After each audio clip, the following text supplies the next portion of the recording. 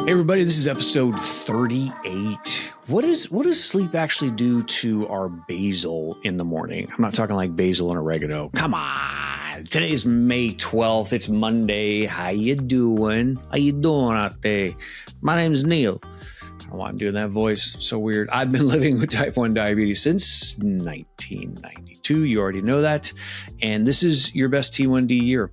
I'm really glad to be doing this with you guys. This podcast is under 5 minutes. It's on video right now. What? Which is video 5 minutes. It's about the same amount of time it takes for me to forget why I opened Amazon. And then I accidentally ordered 3 books and a pack of socks, a 3-pack of socks to be specific. Every episode, we break down one habit that helps us feel a little bit more confident managing type 1 instead of feeling like it's managing us, right? You're not the boss of me. I don't know why I'm doing this New Jersey accent, but this month we're talking about sleep, okay? And today we're digging into something subtle. I know it's subtle, which is always spelled weird, but really it's really important.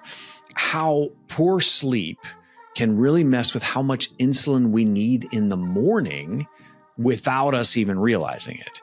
This is a big deal. You guys know all about dawn phenomenon, right? And this is where like dawn phenomenon meets bad sleep. So let's talk about that sneaky morning rise in our blood sugar.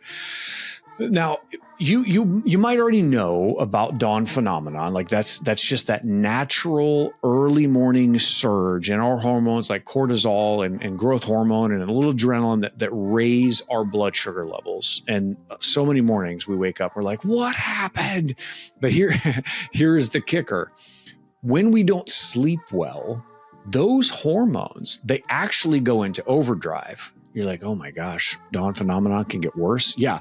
In fact, there are some studies that show that poor sleep or maybe inconsistent sleep timing, it leads to higher morning cortisol, making that dawn phenomenon even worse. Dun, dun, dun. But if you're waking up in the 200s and you're wondering like, did I sleepwalk and eat a Pop-Tart? Oh, there is only one flavor of Pop-Tarts that matters too, by the way. Don't come at me. It looks like we just got steamrolled, right, by our own body's stress response in that moment. Now, why is it that basal might feel like it's off, right? Now, here's where this matters for insulin, timing and dosage and all that. If our dawn rise is stronger after a bad night of sleep, our morning basal insulin might not keep up with that.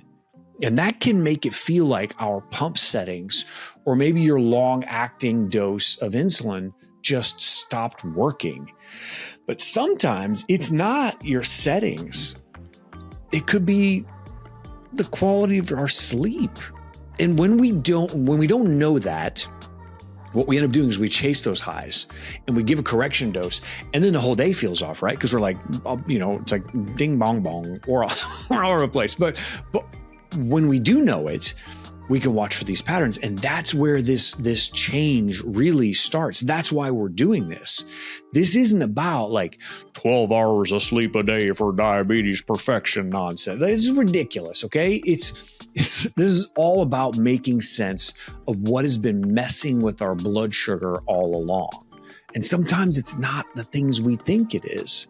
So how about we try this, okay? Just for the next few days, jot down 2 things. You can do it like on your phone in your notes app, or you can write it on your hand with a Sharpie. I don't really care. But write down 1, like, how did I sleep the night before? How was it? How would you rate your sleep last night on a scale of 1 to 5, whatever. But then also ask what your morning blood sugar was when you woke up. And if you just write that down for a couple days in a row, you might start to see a trend. And when you do, now that opens up like some serious clarity. That's what we want, right? Because we don't want to just react to diabetes anymore. We're learning how to work on it, not just like get knocked around in the ring for a couple of rounds. My name is Neil. This whole thing is called Your Best T1D Year, because that's what my hope is for you. That's why there are new episodes that drop every Monday, Wednesday, and Friday. That's why I do all this stuff on Instagram and TikTok. That's why these are available on video now, because I don't think you're just tuning in. I think you're doing the work. That's what I really believe. And I'm telling you right now, if you're listening to this, that means you're in the hunt. Like you're in it, right? You're actively working on it. And I'm proud to be doing this alongside you. I'm proud of you.